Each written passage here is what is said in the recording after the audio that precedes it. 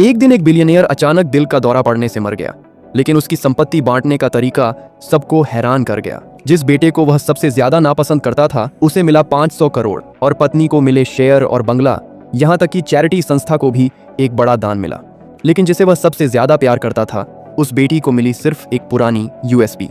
बेटी का नाम था एलेक्स। एलेक्स ने जैसे ही यूएसबी कंप्यूटर में लगाई, उसके पापा का पहले से रिकॉर्ड किया हुआ एक वीडियो चल पड़ा। उस वीडियो में उसके पापा ने बताया कि पीछे पहाड़ों में एक छुपा हुआ भूमिगत कमरा है जहां कुछ गुप्त बातें हैं जो वह वहां जाकर जान पाएगी। उन्होंने चाबी का स्थान भी बता दिया और उसे सख्त मना किया कि इस बारे में किसी को न बताए। जिज्ञासा से भरी एलेक्स ने चाबी ली और पहाड़ पर गई और वह सही जगह पर जाकर उस कमरे को ढूंढ पाई। फिर उसने ताला खोला और भीतर चली गई। अंदर अंधेरा था, लेकिन हवा का आना जाना सामान्य था। उसने लाइट जलाते ही देखा वहां एक बूढ़े आदमी को कैद कर रखा गया था। वह बहुत डर गई।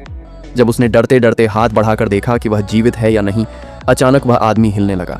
यह देखकर एलेक्स चौंक कर भाग खड़ी हुई। घर आकर वह पुलिस को फोन करना चाहती थी, लेकिन पापा की कही गुप्त बात याद करके उसने फोन रख दिया।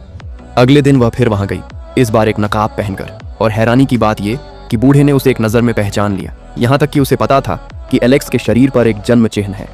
और उसने यह भी कहा कि एलेक्स के पिता की मौत हो चुकी है। यह सुनकर एलेक्स स्तब्ध रह गई। जब उसने पूछा तो बूढ़े ने बताया उसका नाम निक है और वह एलेक्स के पापा का सबसे करीबी दोस्त था।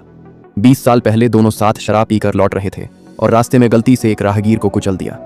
निक पुलिस जाना चाहता था, लेकिन एलेक्स के पापा ने रोका। फिर दोनों ने लाश को जंगल में गाड़ दिया, लेकिन निक को विश्वासघात सहना पड़ा। एलेक्स के पापा ने उसे पीछे से मारा, बेहोश कर दिया और इस भूमिगत कमरे में कैद कर दिया।